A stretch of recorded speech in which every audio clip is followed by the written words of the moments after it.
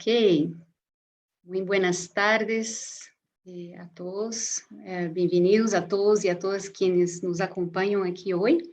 Yo soy Miriam Vilela, directora ejecutiva del Centro Carta a la Tierra en Educación para el Desarrollo Sostenible aquí en la Universidad para la Paz, en Costa Rica.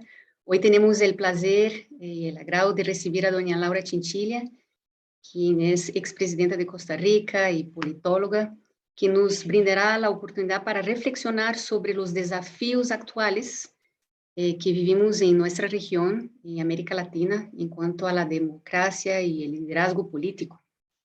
Esta masterclass es parte de un programa de 10 masterclasses que estamos organizando este año, con el fin de ofrecer un espacio de reflexión, un espacio de aprendizaje e intercambio de ideas que contribuyan de una forma u otra con la transformación de nuestras sociedades. Esa actividad organizamos como parte de nuestra cátedra UNESCO en Educación para el Desarrollo Sostenible con la Carta a la Tierra, que coordina nuestro centro de educación en alianza con la Universidad para la Paz, y que busca, esa cátedra, lo que busca es desarrollar programas de educación y investigación enfocados en ese punto de intersección entre el concepto de sostenibilidad, los valores, ética y la educación. Obviamente usamos la Carta a la Tierra como un instrumento porque articula esa visión de un mundo amplia en la que ve democracia, no violencia y paz como parte de la agenda de sostenibilidad. Es algo muy central. Antes de darle la palabra a doña Laura, que agradezco mucho que nos acompañe hoy, quiero informarles que primero vamos a escuchar a ella en su presentación sobre el tema que nos trae hoy aquí juntos, y luego vamos a tener un espacio de preguntas y comentarios. ¿Estamos? Entonces, doña Laura, agradezco muchísimo su presencia y compartir con nosotros hoy sobre ese tema que nos interesa mucho en esos momentos, pensando desde Argentina, México, Brasil, Chile, Nicaragua. Estamos viviendo de una manera u otra algunos desafíos en cuanto a la democracia y el liderazgo político. Entonces, estamos aquí emocionados para poder escucharla. La palabra está con usted. Muy buenos días, Miriam. Muchas gracias. Es un gusto compartir con ustedes.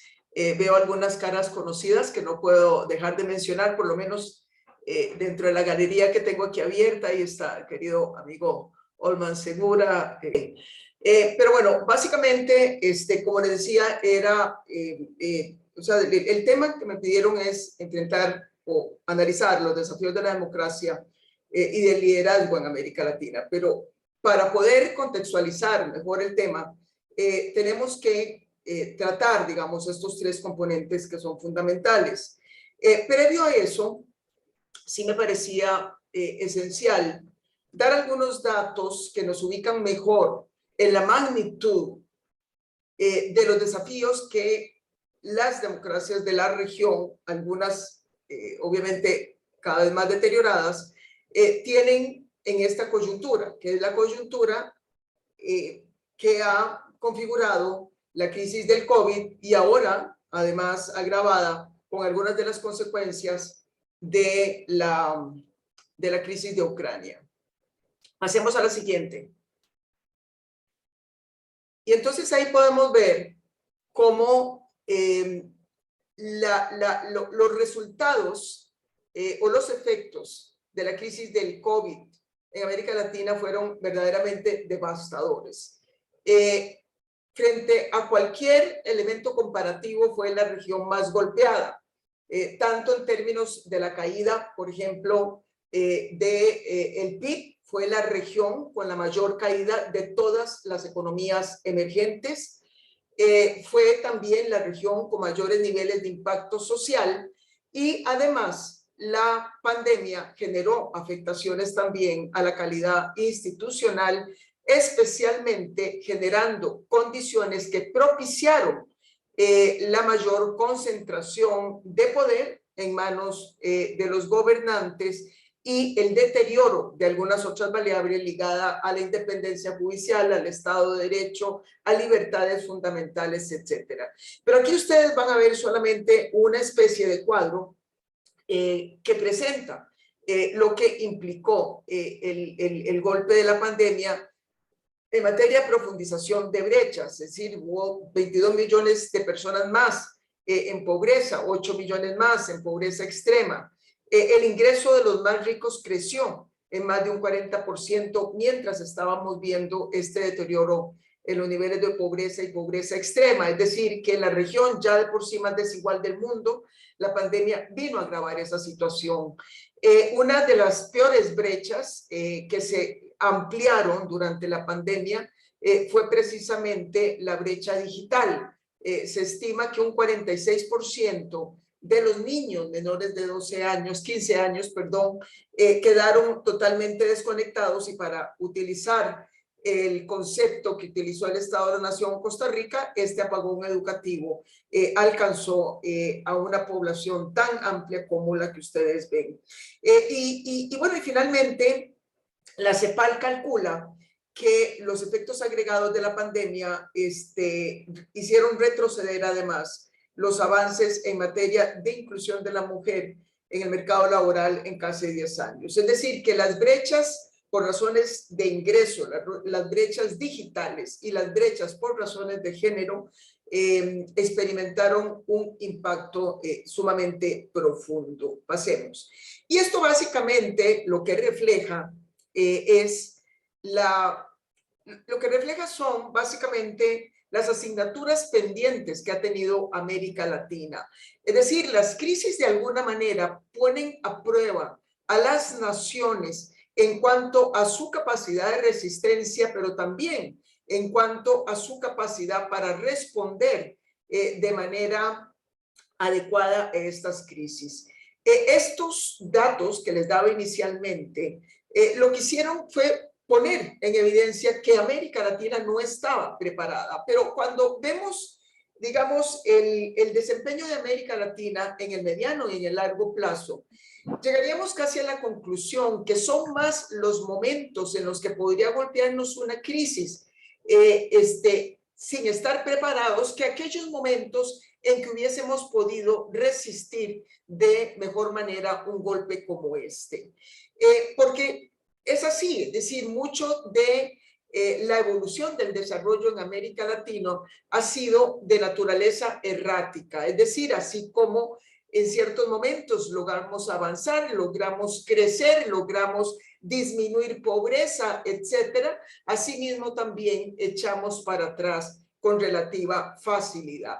Y esto básicamente porque no le hemos entrado a las asignaturas pendientes con desafíos de naturaleza más compleja, más de fondo, más estructurales, y en consecuencia el desarrollo de América Latina, de nuevo, es un desarrollo errático, es un desarrollo que presenta enormes vulnerabilidades que se desnudan aún más en momentos de crisis. Y solo por mencionar algunas de estas asignaturas pendientes que alcanzan lo económico, lo social, lo político, ahí podemos ver los temas de baja productividad, es decir, una región que sigue creciendo a partir de la demanda externa, el precio de materias primas, etcétera, pero no necesariamente a partir de la mejora de la productividad de sus economías. La existencia de mercados informales, esto explica por sobre todo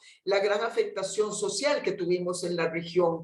La informalidad de los mercados es sumamente alta y estas personas que se tuvieron que paralizar el día 1 de la pandemia, simple y sencillamente dejaron de recibir ingresos y no contaban con ningún sistema de protección social porque eran eso, trabajadores informales, a donde por lo demás se encuentran mayoritariamente las mujeres que trabajan en América Latina. El tema de la desigualdad es uno de los grandes fenómenos estructurales de la región, a pesar de que a inicios del presente siglo, en los primeros años, logramos bajar relativamente los niveles de desigualdad por razones de ingreso, se volvieron a acrecentar y ahora la pandemia, insisto, los volvieron a ampliar.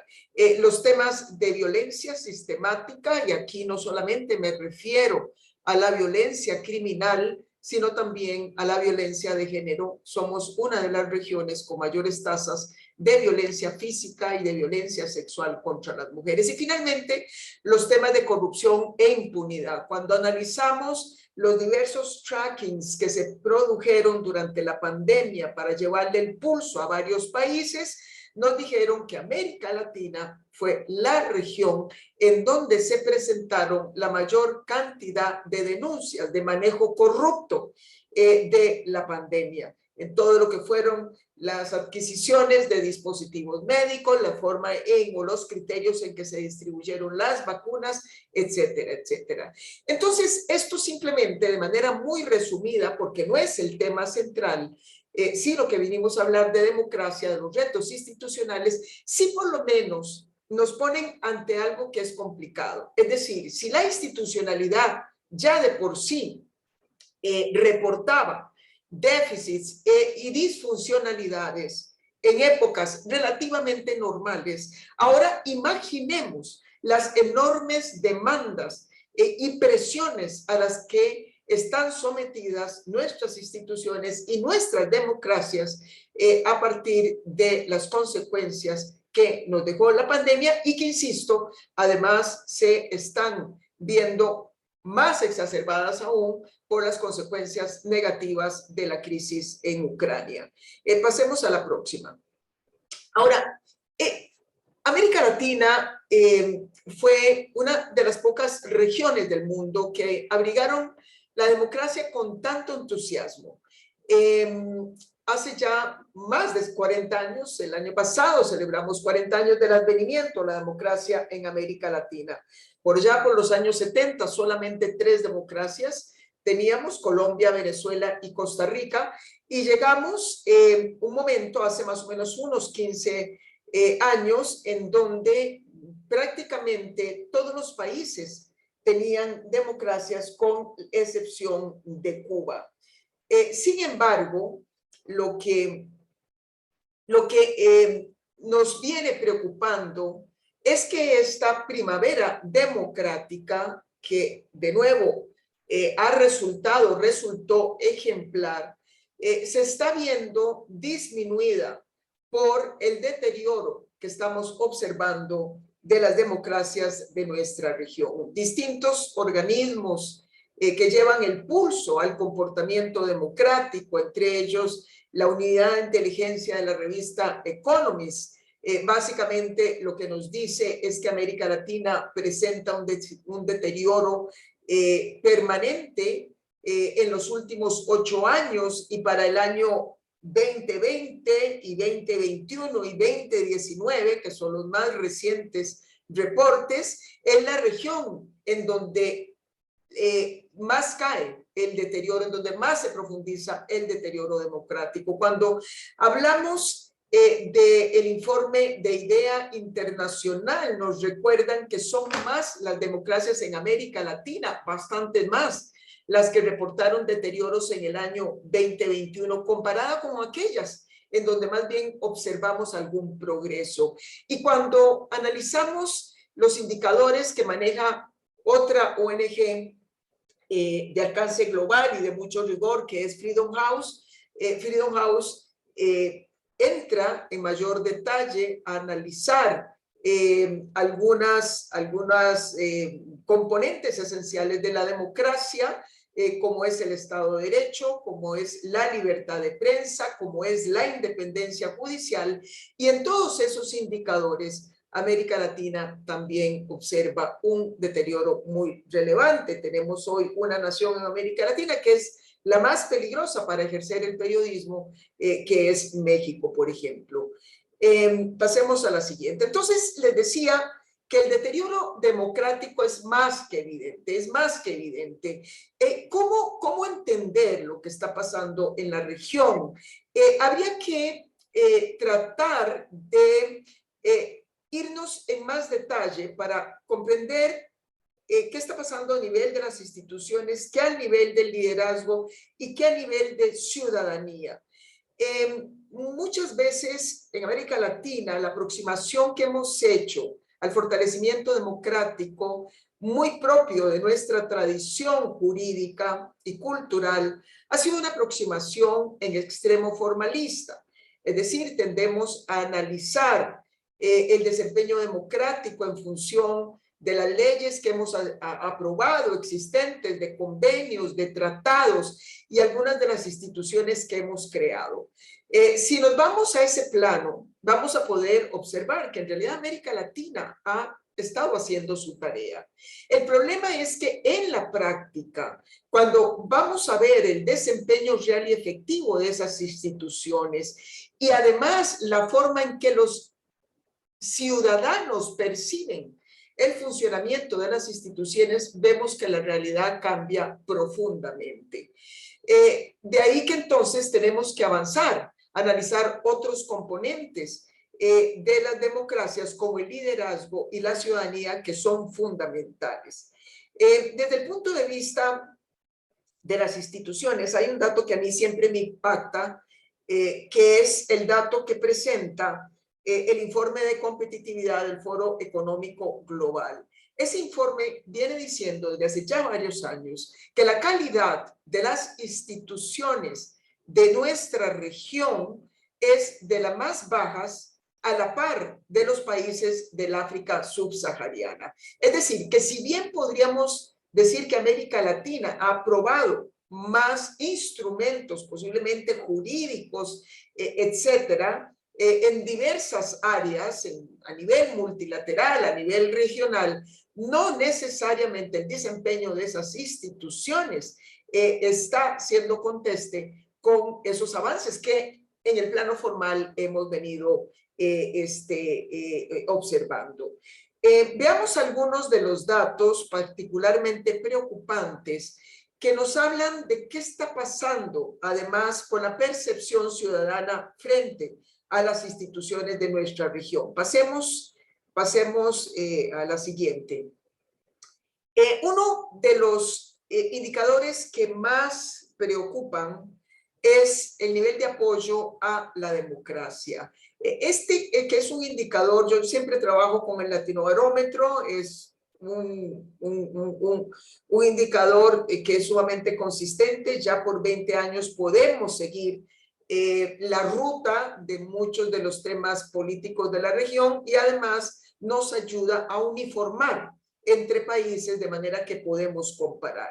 Y vemos que los demócratas convencidos en América Latina vienen cayendo de manera sensible. Si cogemos, digamos, lo que era prácticamente una relación promedio de 60% de ciudadanos que decían que la democracia era preferible a cualquier otra forma de gobierno, vemos que el promedio para el 2020, que fue el último que se publicó, ya baja a 40%. Hay algunos países en donde el porcentaje resulta alarmantemente bajo y algunos países en donde se mantienen altos niveles de apoyo a la democracia por encima del 55%, como son los casos de Chile, Costa Rica, Venezuela es muy interesante y el caso de Uruguay. Pasemos a la siguiente filmina. Entre otras manifestaciones preocupantes, vemos que el 51% en agregado de los ciudadanos de la región dicen que no les importaría que un gobierno no democrático se instale en su propio país si es capaz de resolver las demandas fundamentales que tienen los ciudadanos. De alguna manera, aquí nos está haciendo real casi una profecía que nos lanzó el PNUD hace unos 20 años, cuando nos advertía que no podíamos conformarnos con el advenimiento de las democracias en América Latina per se, es decir, que no solamente teníamos que pensar en la importancia de tener un régimen de libertades, de participación, de alternancia pacífica mediante el voto en las urnas, de Estado de Derecho, sino que también en América Latina las democracias tenían que empezar a preocuparse por la eficacia de sus respuestas, es decir, ser capaces de resolver y de responder a las principales demandas ciudadanas. Esa especie de advertencia que nos hizo el PNUD se resumía en una frase y era que nos prevenía de que el descontento de los latinoamericanos con las instituciones de la democracia no se volviera en un descontento con la democracia misma. Es decir, una cosa era reclamar a la democracia que no estaba cumpliendo y otra cosa es saltar de ahí a condenar la democracia como la responsable de todos los faltantes del desarrollo. Bueno, esa advertencia que se nos hizo, desgraciadamente la estamos viendo al punto que ya un porcentaje que supera el 50%, aunque sea leve, ya dice que no le importa si es un gobierno no democrático mientras resuelvan sus demandas. No puedo pensar en un ejemplo más claro en este momento que el caso de El Salvador, en donde básicamente tenemos un presidente con muy pocas convicciones desde el punto de vista de los parámetros democráticos, de Estado de Derecho, etcétera, pero muy efectivo en la formulación de las acciones, la comunicación y respuestas que pueden ser cuestionables desde el punto de vista de la sostenibilidad de esas respuestas en el largo plazo, pero que están dando una sensación de efectividad en sus ciudadanos. A todo esto es interesante mencionarles que El Salvador precisamente había llegado a ser uno de los países con mayor desafección democrática de toda la región en los años que precedieron a la llegada de Bukele al poder.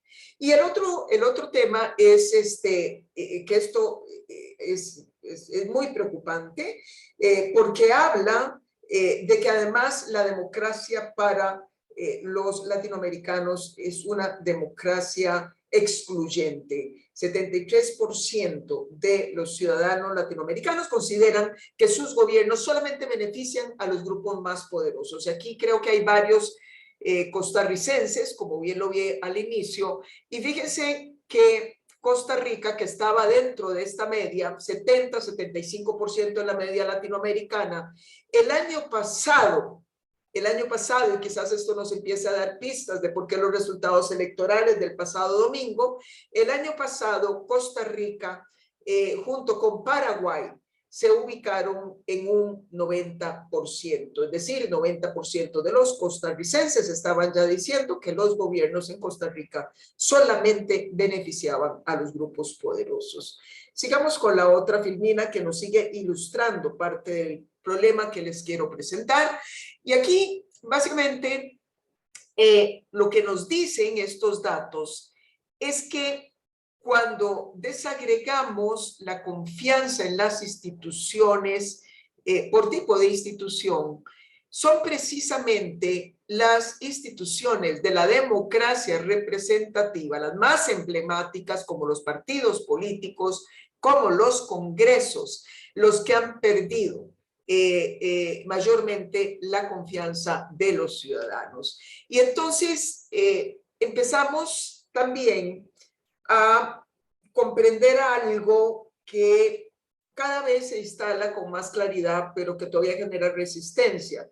Y es que es muy probable que no sea necesariamente un problema de toda la democracia, lo que estamos viendo, sino fundamentalmente de las formas tradicionales de la democracia representativa, las que parecieran estarse agotando sin necesidad de que esto sugiera que tenemos que inventarnos una forma nueva de democracia, pero que sí tenemos que ser capaces de introducir algunas reformas innovadoras y empezar a atrevernos a experimentar con formas complementarias de democracia como son la democracia deliberativa, la democracia participativa.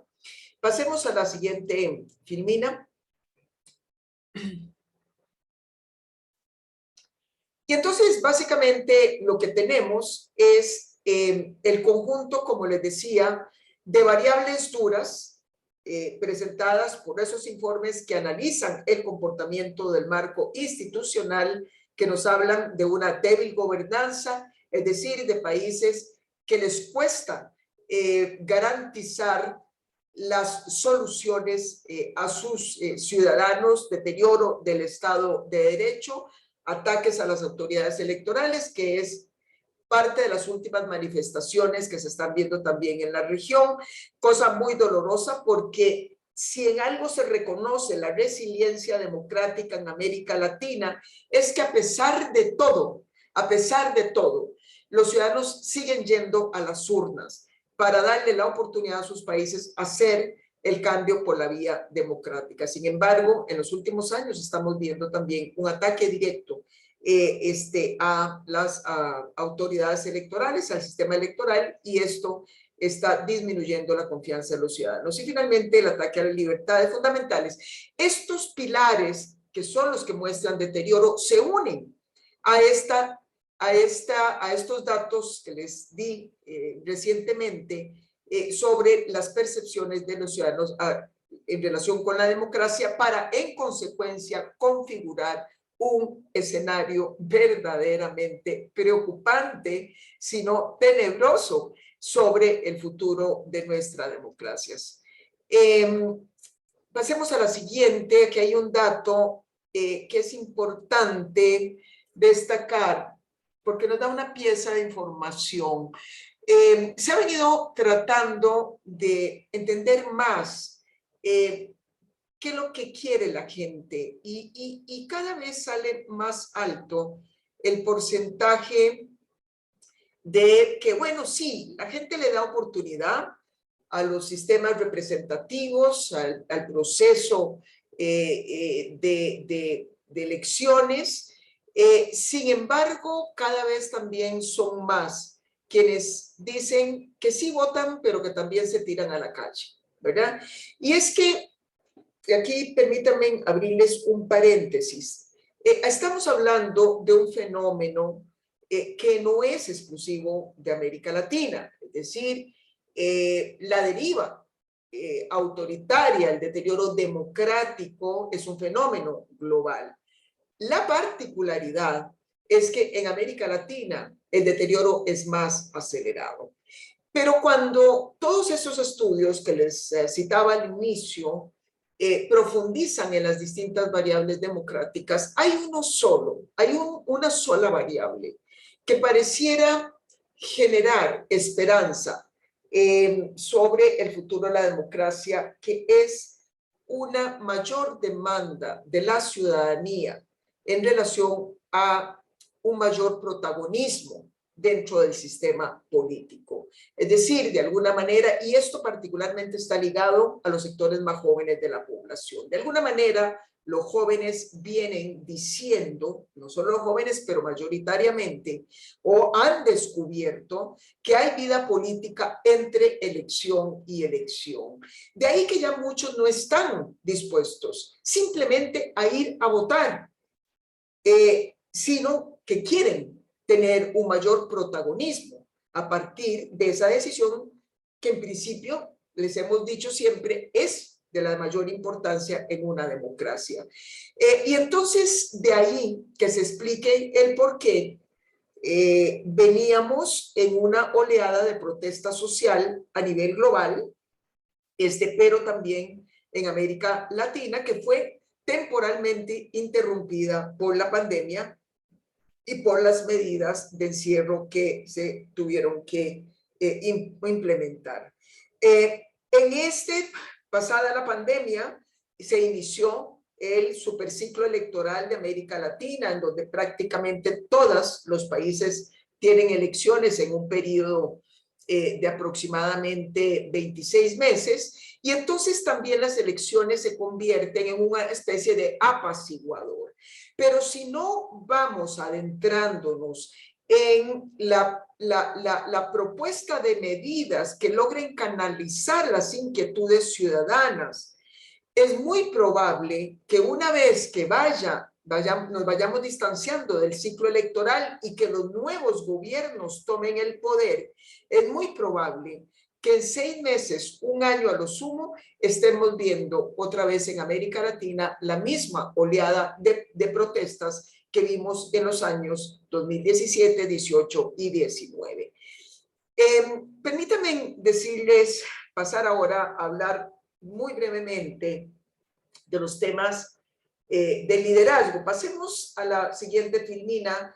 Este es un criterio que no es del todo original. En la neurociencia hay un concepto que se llama la triada oscura de la personalidad.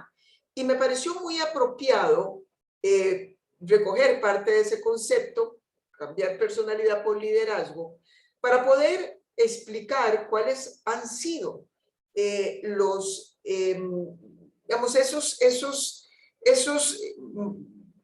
problemas que han caracterizado al liderazgo latinoamericano y que es algo que tiende a resurgir en cierto tipo de circunstancias, y las presentes circunstancias precisamente se prestan para incentivar este tipo de liderazgo, que es el inmediatismo, el populismo y el clientelismo.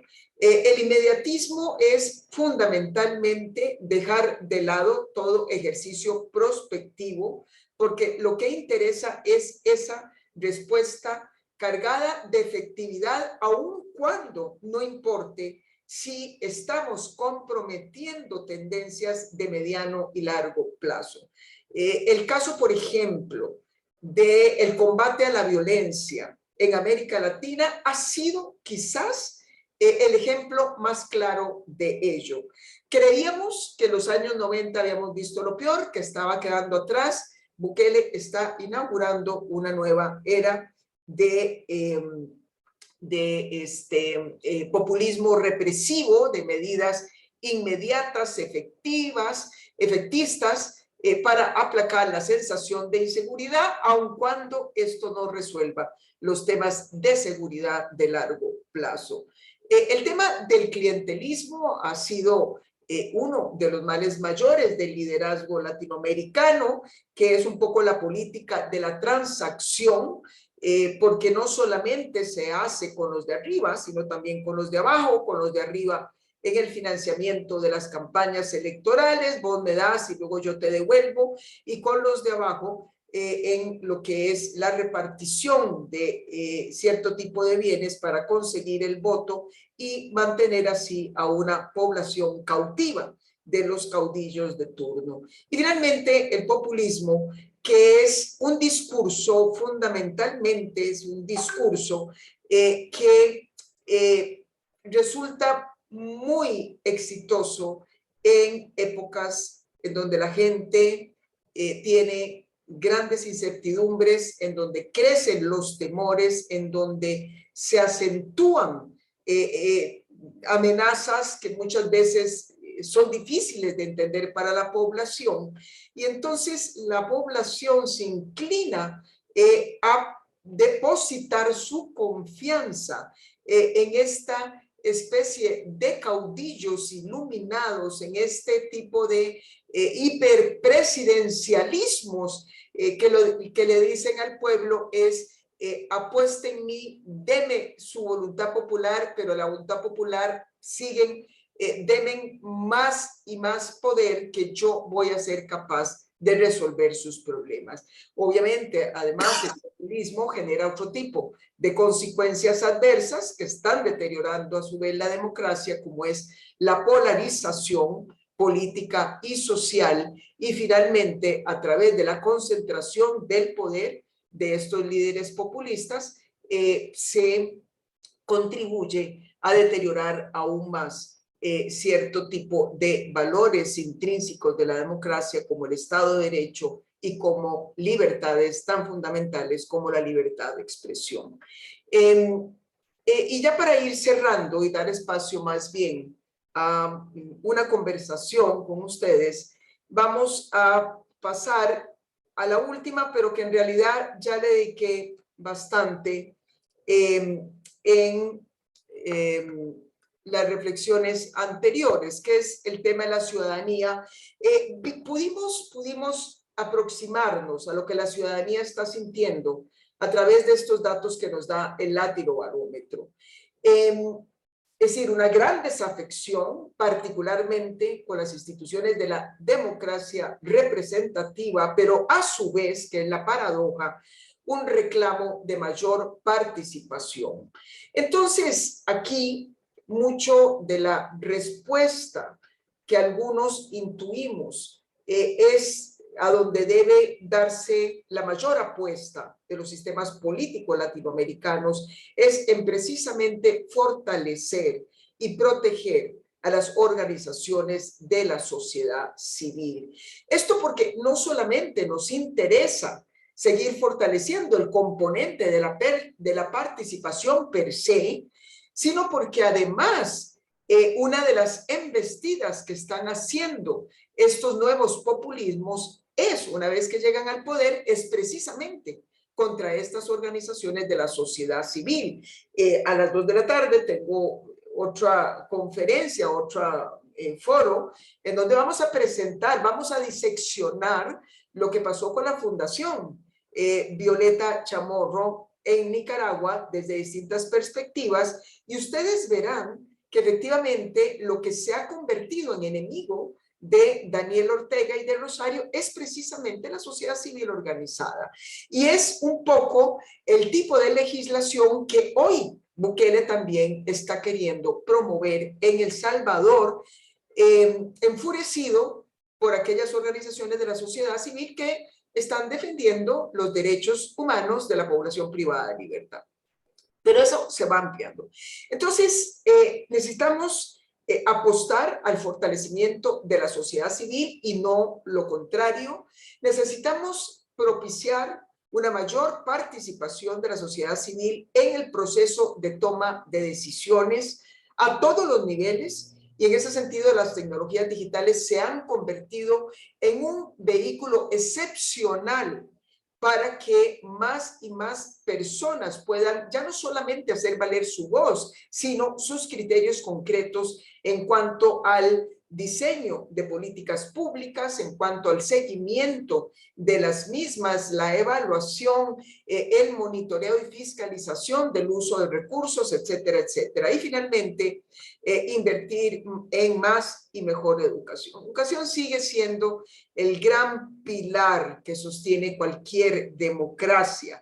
Hay quienes pretenden que por solo vivir en democracia ya estamos generando ciudadanos democráticos o ciudadanía democrática. No, la educación ha jugado un papel fundamental en producir en el pasado en América Latina generaciones de demócratas, y los estudios también de la unidad de inteligencia del Economist, a donde diseccionan los sectores más educados, ahí nos advierten que son aquellos que siguen más apegados a los valores democráticos que aquellos que tienen menos educación.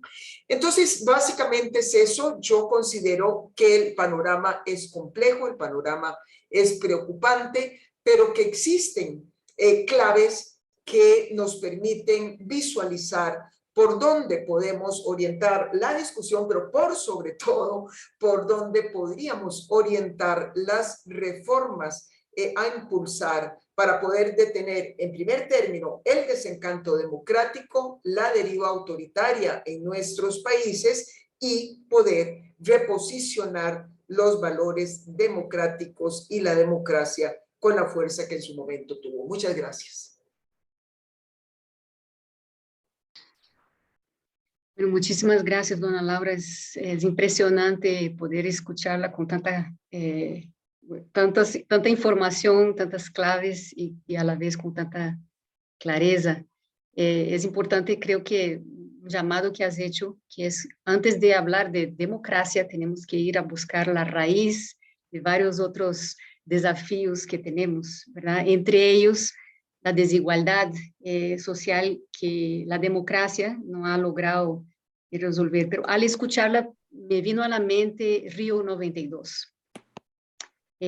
Río 92 fue la cumbre de la Tierra y fue como la primera vez que los gobiernos empezaron a mirar la importancia del papel de los actores no gubernamentales. Entonces, hay toda una sección en la Agenda 21 de aquel tiempo, era 30 años, hace 30 años, que los países empezaron a abrir los ojos y dar la visibilidad a los actores que no son gobiernos para poder abordar los desafíos sociales, ambientales, económicos de la sociedad.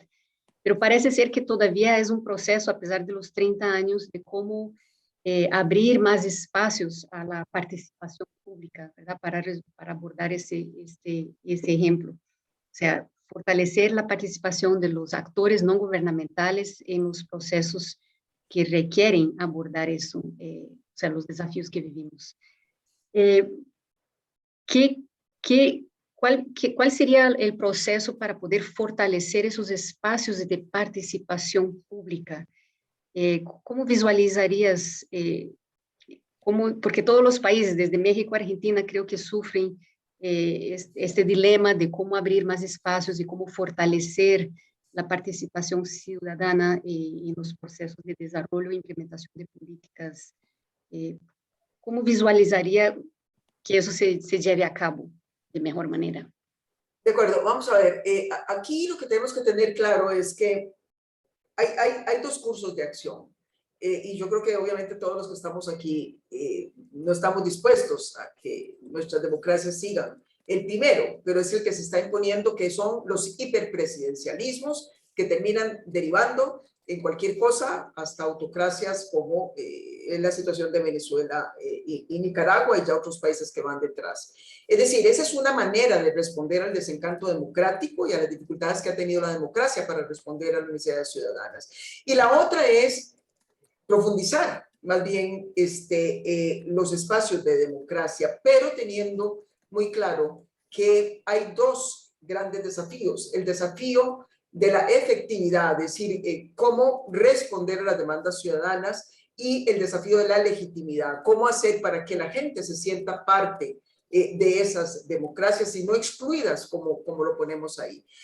Yo siento que desde el punto de vista de ambos, las tecnologías digitales ofrecen, asumiendo obviamente de que el liderazgo esté por esa opción, ¿verdad? Porque si no, ni siquiera se discute, que el liderazgo, y aquí ya no hablo solamente de liderazgo político, el liderazgo empresarial, social, es decir, que hay en el país una preocupación colectiva de cómo salvar la democracia. Yo creo que ahí hay algunos instrumentos inmediatos que pueden ir ayudando.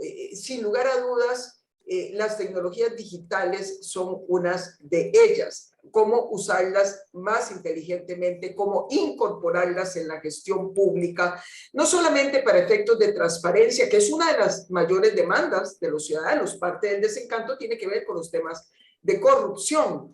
Entonces, no solamente para el tema de la transparencia, sino también para el tema de enriquecer las políticas con las perspectivas ciudadanas para poder generar el monitoreo necesario, para poder responderle a la gente sobre sus inquietudes, etcétera, etcétera. Hay distintas también reformas políticas que hemos visto. Es decir, en este momento yo diría que tenemos algunos laboratorios en América Latina, quizás el más importante es Chile, porque Chile apostó efectivamente a abrir más espacios democráticos. Es decir, Chile dijo, ante las protestas tan terribles que experimentaron, Chile dijo, la respuesta nuestra va a ser una constituyente. Y una constituyente con características muy, muy particulares. Es decir, no es una constituyente de la clase política, fue una constituyente de la sociedad civil. Muchos de los ojos están puestos en Chile para ver esta experiencia a qué nos va a conducir. La otra es Colombia, que desafortunadamente está enfrentando tropiezos.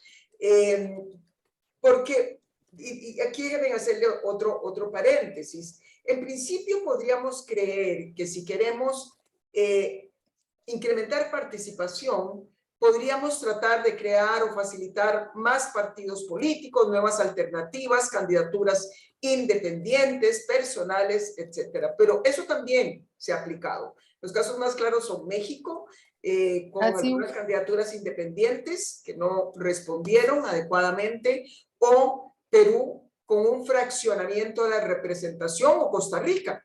Y fraccionar la representación tampoco es necesariamente lo que estamos buscando. Bueno, Colombia, ante este fenómeno, decidió organizar unos procesos eleccionarios promoviendo la figura de las coaliciones. En principio yo diría que fue una gran idea, ¿verdad? Están yendo ya hacia la elección nacional a partir de estas convenciones. Es decir, naturalmente se reencontraron entre sí el centro izquierda, el centro derecha, eligieron a quienes los representaba, y esto entonces le va a garantizar a los colombianos una menor fragmentación a la hora de elegir a su presidente. Es decir, van a procurar elegir un presidente que tenga suficiente legitimidad de origen, que es lo que no está produciendo esa excesiva fragmentación que nos lleva a segundas vueltas en donde el presidente al final es electo por un 30% de los votos o menos. Entonces, lo que quiero decir es que hay alternativas que se están experimentando, y si vamos a otras regiones del mundo las hay. Lo que no estamos es enfrentando de manera sistemática esta discusión de las reformas que requiere las democracias de nuestras regiones. Muchas gracias. Dos cositas, yo puse aquí en el chat un link para aquellos que quieran escribir algún comentario o pregunta en esa plataforma, que es una plataforma que se llama Mentimeter. Agradecemos, y ahorita vamos a proyectar sus comentarios o preguntas, pero antes quisiera dar la palabra a dos personas y luego pasar nuevamente a dona Laura, Julián Arias y Carlos Francisco Echeverría. Julián, pregunta o comentario. Muchísimas gracias, Miriam. Primero agradecer el espacio a todas las personas que trabajan en Carta, y a doña Laura, que siempre es un gusto escucharla en cualquier espacio en el que esté. Yo tengo un comentario que lleva a una reflexión. Vamos a ver, nosotros normalmente pensamos en que democracia es ir a votar, y por eso a veces, y es la conclusión también de lo que menciona doña Laura, votar no es suficiente. Y es normal cuando nosotros percibimos que la democracia puede ser la respuesta a las necesidades de cada persona, pero de forma diferente. Una persona de un nivel adquisitivo superior puede percibir que la democracia le es representativa y le cumple con sus intereses, cuando una persona en una posición social totalmente vulnerable, donde sus propios derechos no existen o no se perciben como tal, ve que la democracia no le representa como tal. Y en toda la dinámica, doña Laura, que estaba conversando ahora, yo me veía en el centro electoral el domingo pasado en las elecciones, y yo decía, mucho de esto es el reflejo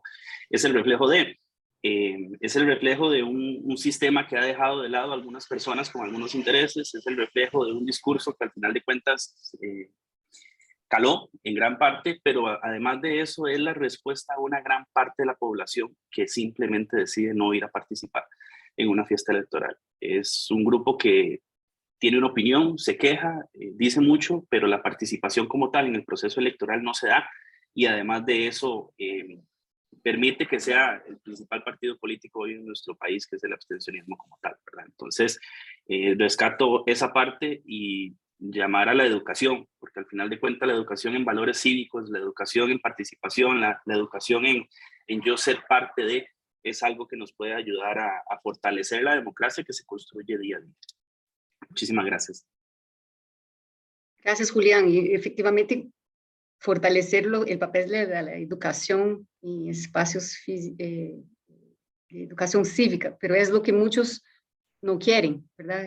Estudiantes, es como que dar una nueva mirada a la educación para involucrar la educación cívica. Dona Laura y luego Carlos Francisco Echeverría.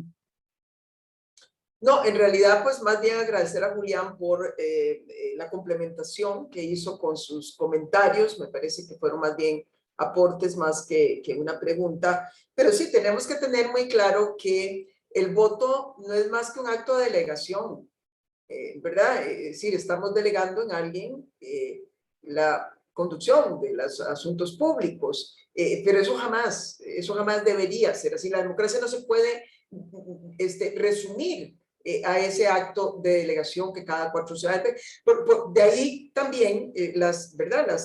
El desencanto, porque expectativas crecientes, cada vez lo que vemos es a los candidatos forzando a un discurso más populista con tal de ver cómo engancha con los ciudadanos, y es un círculo vicioso, porque mentira que ese superhombre existe, a menos, y por eso hay que estar siempre muy alerta, a menos que empiece a pedir concentración de poderes, porque ahí sí podemos terminar con un superhombre gobernando, es decir, un autócrata más, ¿no? Y que tampoco va a resolver los problemas, o lo resolverá a costa de libertades esenciales que no estamos dispuestos a renunciar. Muchas gracias. Gracias, Carlos. Sí, bueno, gracias, Laura. Estupendo oírte, qué maravilla. Gracias. Con toda esa experiencia y todo ese conocimiento que has venido recogiendo, aparte de tu carrera como politóloga, en estos últimos años en donde has tenido oportunidad de viajar tanto y estar en contacto con procesos políticos, no solamente en América Latina, sino en el resto del mundo. Vamos a ver, cuando se habla de la democracia de Latinoamérica o en Latinoamérica en los últimos años, primero a veces tendemos a ignorar que existen, como decía aquel famoso libro de Marcel Niedergang, 20 Américas Latinas, ¿verdad? Es decir, son países muy diversos, situaciones muy diversas, y en realidad tendemos a ver siempre, y es natural, el vaso medio vacío, o mejor dicho, la parte vacía del vaso, es decir, el debilitamiento, el descreimiento, la pérdida de adhesión a la democracia que vemos en las estadísticas del Latino Barómetro. Es un vaso no solamente medio vacío, sino que se está vaciando, ¿verdad? Peligrosamente.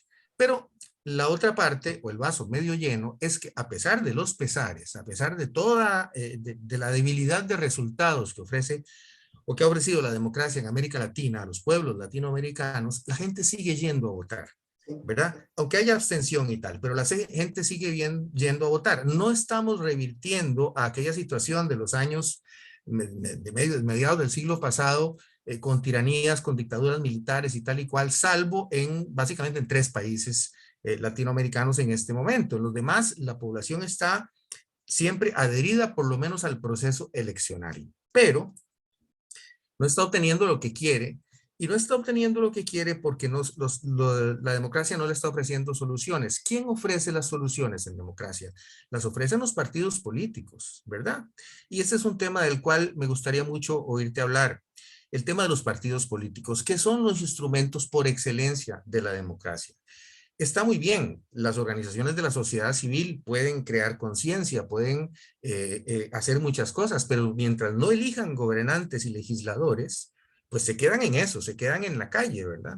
Las redes sociales nos permiten opinar, nos permiten debatir, etcétera, etcétera, pero en las redes sociales no se vota. Se elige a gobernantes y a legisladores a través de los partidos políticos. Y una última consideración. Hasta hace no mucho tiempo, los partidos se organizaban, quizá no en todo lado y no en el mismo grado, en torno a ideologías, en torno a ideas políticas. Las ideologías han perdido lustre, han perdido atractivo. Ahora se organizan partidos básicamente en torno a una figura o a 3 o 4 slogans.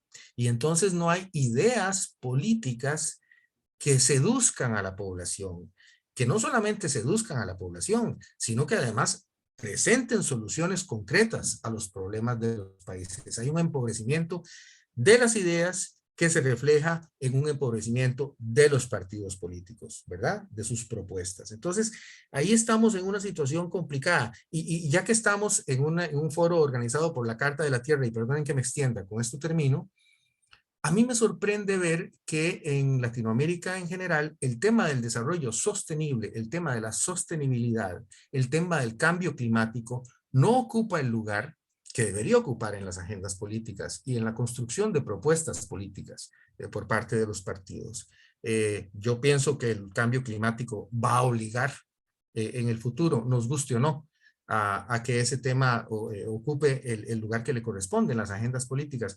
Pero en todo caso, lo que echo de menos es eso, y me gustaría oír tu opinión. Es decir, ¿en torno a qué se puede volver a fortalecer la capacidad de los partidos políticos de verdaderamente encantar a la población, pero además proponer soluciones para los problemas reales de la gente? Muy bien, bueno, muchísimas gracias por tantas preguntas retadoras y por tantos comentarios que complementan maravillosamente lo que hemos discutido. Tanto Olman como Carlos Francisco expresan la preocupación por los partidos políticos. Yo he estado tratando de pensar ejemplos concretos, porque aquí no se trata de hacer a lo Julio Verne, ¿verdad? Qué cosas nos sacamos del imaginario, sino, y a mí me parece que Alemania sigue siendo un buen ejemplo, ¿verdad?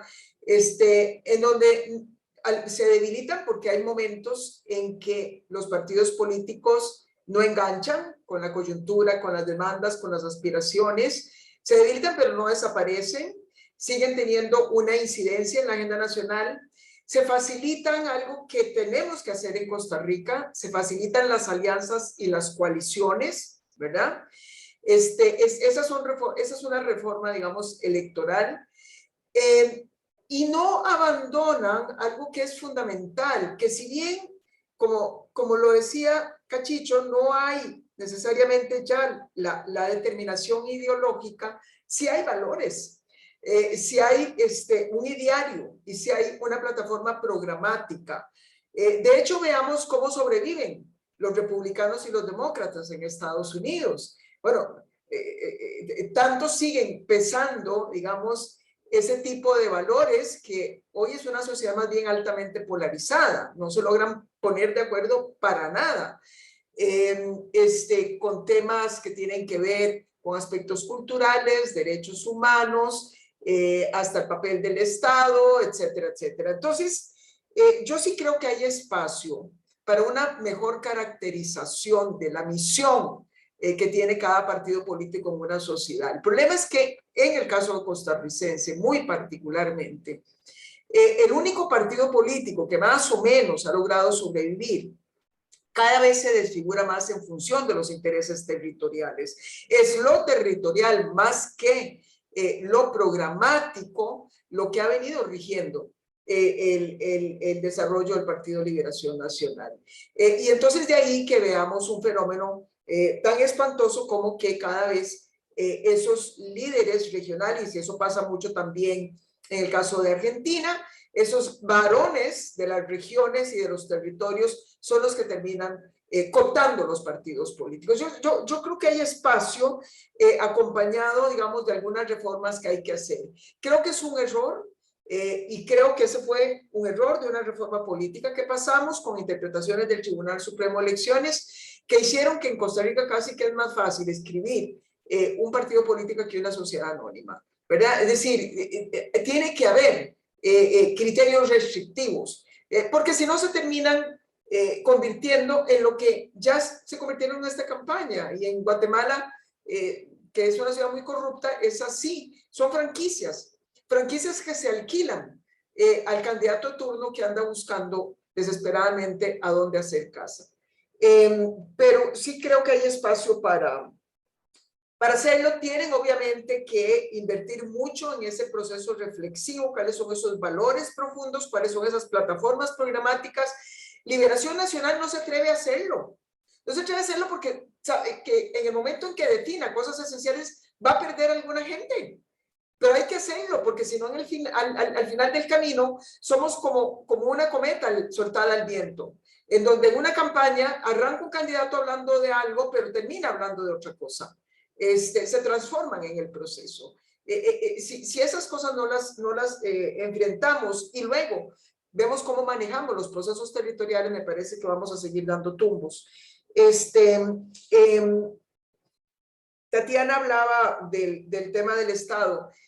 Si la política quiere sobrevivir, en su sentido más tradicional, los partidos políticos y los políticos deberían abrigar como la agenda fundamental la reforma del Estado, porque el reclamo que están haciendo los ciudadanos es que tenemos democracias que no están respondiendo a las necesidades ciudadanas, y esto es básicamente porque tenemos estados sumamente disfuncionales. Es decir, las reformas del Estado son esenciales. Y ahí la buena noticia, volviendo, y yo no es que quiera poner en un pedestal a las tecnologías digitales, tienen muchísimos problemas y se han convertido en una amenaza para las democracias en todo lo que es el tema de la desinformación, pero desde el punto de vista de agilizar servicios, de transparentar, de dar acceso a los ciudadanos a los servicios, me parece que es una gran herramienta y ahí hay que agilizar ese proceso.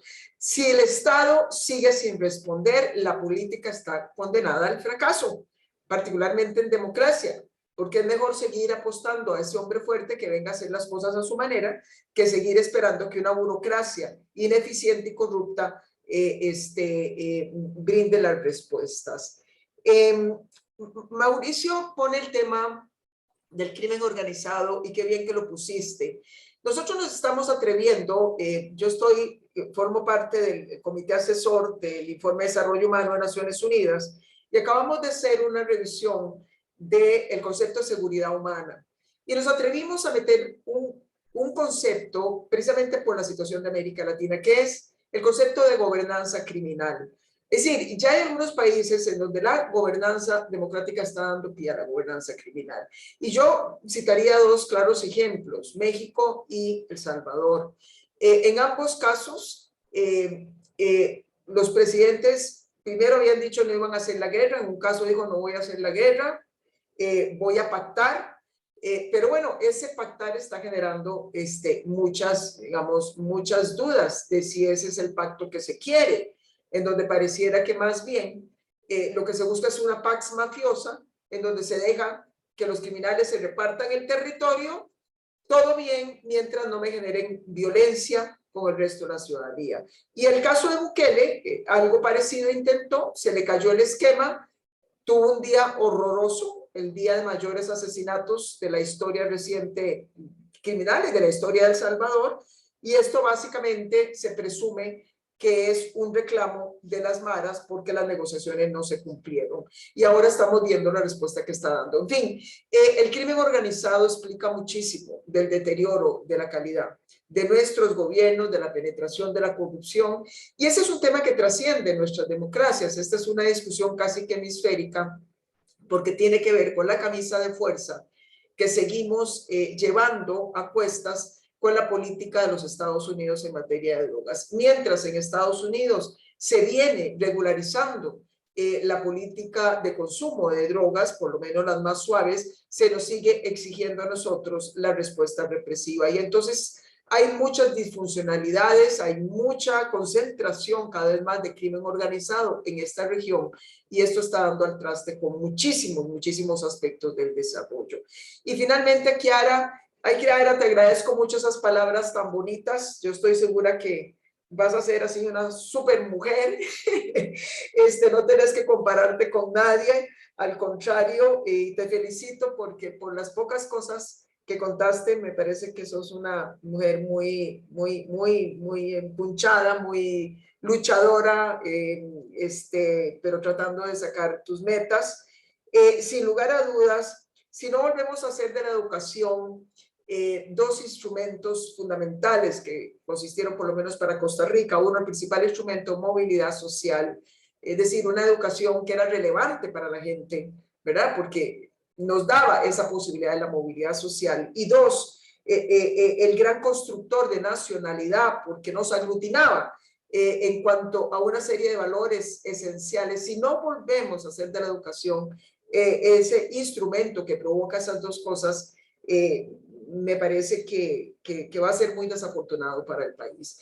No hay muchos países que tengan la posibilidad de tener casi el 90% de su población estudiantil bajo una única sombrilla. El potencial es enorme para la construcción de ciudadanía, el potencial es enorme para la construcción de nacionalidad, el potencial es enorme para la movilidad social, pero estamos yo me atrevería a decir que hoy por hoy es quizás el elemento que más se ha deteriorado,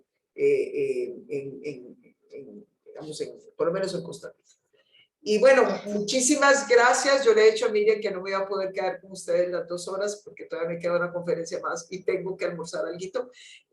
Pero les agradezco enormemente su participación, su interés, y me ha encantado ver a algunos de los amigos que hace tiempo no veía.